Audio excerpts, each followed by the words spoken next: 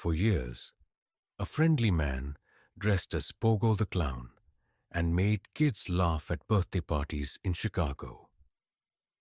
Neighbors saw him as a kind worker, a community helper, and a man who always showed a big smile. But under that smile, 33 bodies were buried under his own house. Stay with this story, because the truth behind that smile will shock you. Police later learned that John Wayne Gacy murdered young men and boys from 1972 to 1978. He hid their bodies in the crawl space under his home, even while visitors complained about the terrible smell. Gacy lied and blamed drainage problems, while victims were only inches below. On December 21, 1978, officers entered the crawl space with flashlights and found human remains for the first time. What they uncovered would change everything. For 6 years, Gacy lived a double life. Friendly neighbor on the outside, violent predator in secret.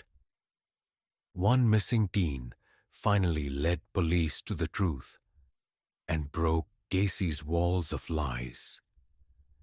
This is the story of how evil hid behind a clown costume, and how one investigation finally revealed the killer clown the world fears today.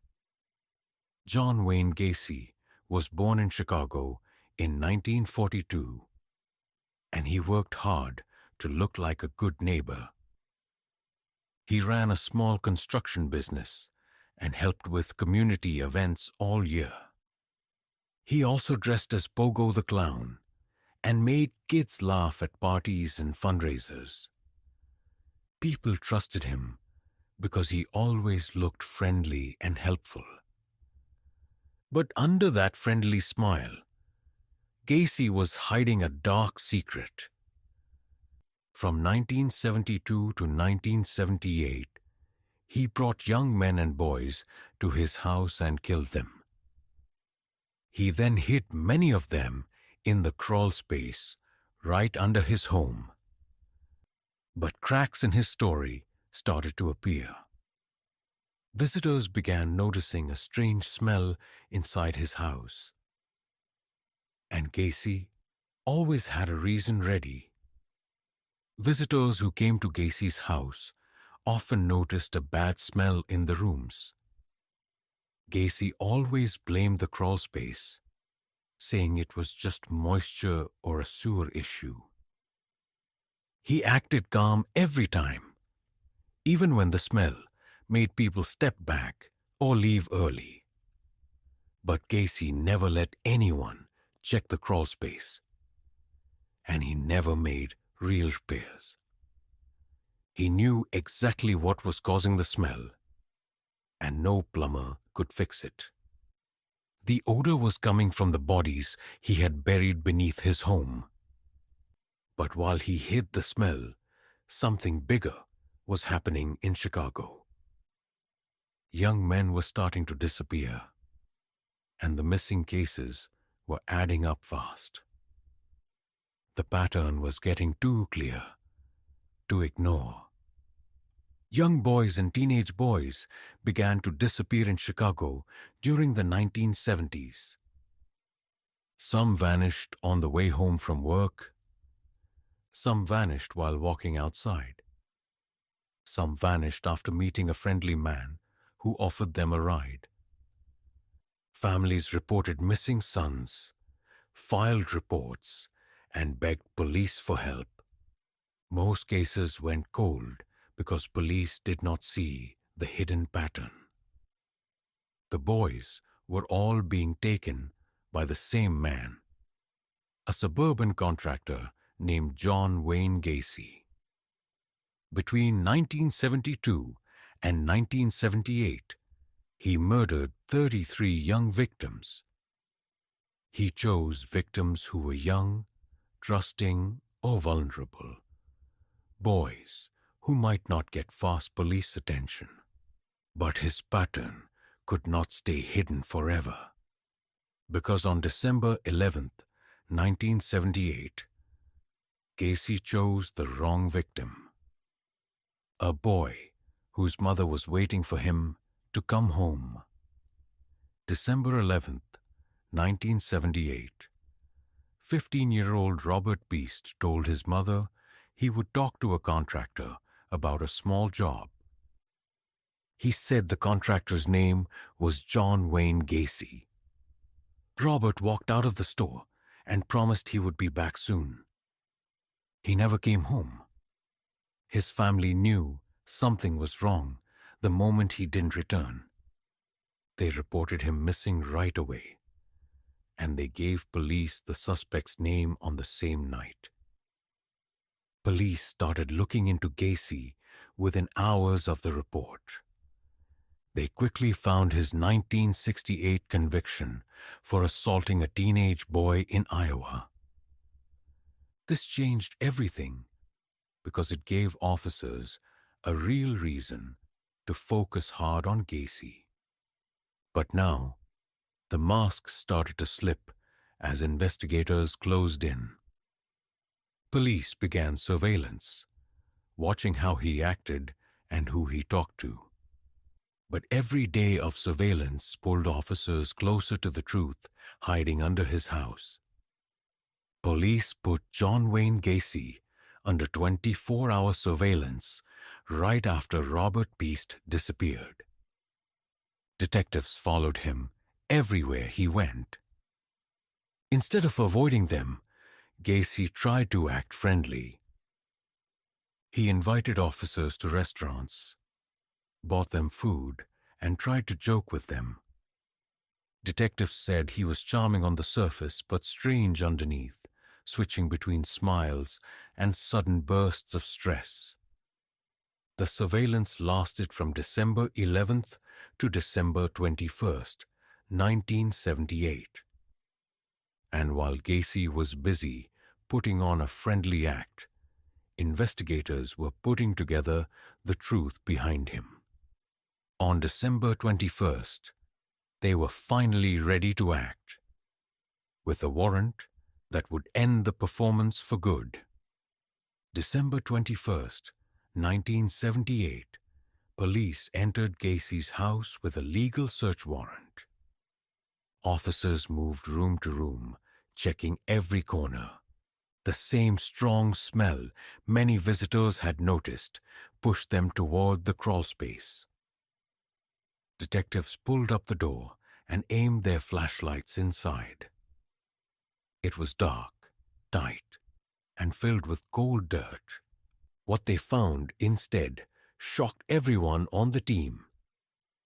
In the mud, they saw human remains buried beneath the house. This discovery turned the case from a missing boy into a full homicide investigation.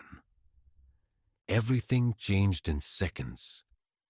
Police immediately secured the home and called in more units. Gacy was arrested the same day, knowing the truth was finally out. Forensic teams entered the crawlspace and began digging slowly. Soon they found one body, then another, then another. The space under Gacy's house was a hidden graveyard. Some bodies were only inches below the floor. He walked on every day. Some graves were so close that victims were almost touching. Detectives had never seen anything like this. The final count under the house reached 29 victims. 4 more victims were later found in the Des Plaines River. The total climbed to 33 murders, one of the worst in U.S. history. Police showed Gacy the evidence they found under his house. He could no longer hide behind jokes, smiles, or clown stories. He finally confessed to the murders during interrogation. But even while confessing, he tried to protect his image. He claimed an alternate personality, named Jack, committed the killings. He said Jack took over his mind and controlled his actions. Detectives saw this as another lie from a man who lived on lies. They knew he had used tricks and charm for years to fool people. Now he was trying one last trick to save himself. Investigators listened as he gave details only the killer would know.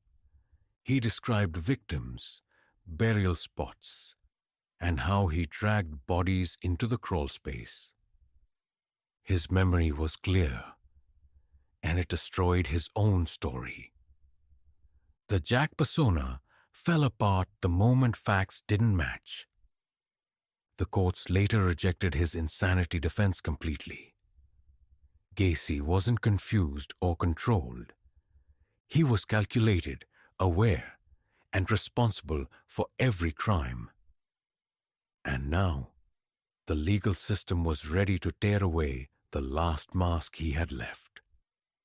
March 1980, the trial of John Wayne Gacy finally began. The courtroom was filled with evidence, survivor stories, and Gacy's own confession. The prosecution showed clear proof of years of planned crimes. The case was strong enough to shock anyone who heard it. Families of victims sat in court every day. They finally learned what happened to the sons and brothers they lost. The truth brought answers, but it could not remove the pain. The horror of the crawl space stayed with them forever. Gacy was found guilty on 33 murders. He was given the death sentence without hesitation. The jury had no doubt about the crimes he committed. Gacy showed no real remorse, even with everything exposed. He kept trying to act calm, confident, and in control. His mask was gone, but he still tried to perform. For the next 14 years, he sat on death row while appeals continued. But everyone knew the final moment was coming. May 10th, 1994. John Wayne Gacy was executed by lethal injection in Illinois. He was 52 years old after spending 14 years on death row. Families of the victims watched the execution in silence. Some felt a small sense of closure, while others still carried deep pain. The crawl space under Gacy's home had been dug out years earlier. The house was demolished, but the fear it caused never went away. Gacy left behind 33 victims, making him one of America's worst killers. Even in his last days, he kept his strange clown paintings and his fake calm. He refused to fully accept blame, even at the end. The house on Summerdale Avenue was rebuilt, but the past stayed in people's minds. The clown mask was gone, but the warning stayed strong. Real monsters can hide in the places you least expect. John Wayne Gacy showed the world that real danger can hide behind a friendly face. When that mask broke, the real Gacy finally appeared. A trusted clown hiding 33 victims in a quiet neighborhood. A reminder that evil can hide in the safest places. Gacy's house is gone now, but the 33 victims are remembered forever. The case changed how police study serial killers and how communities look at danger. Evil can hide behind a smile, a costume, or a kind neighbor. If this case moved you, subscribe for more true crime stories that reveal hidden danger. Which part of Gacy's double life shocked you most?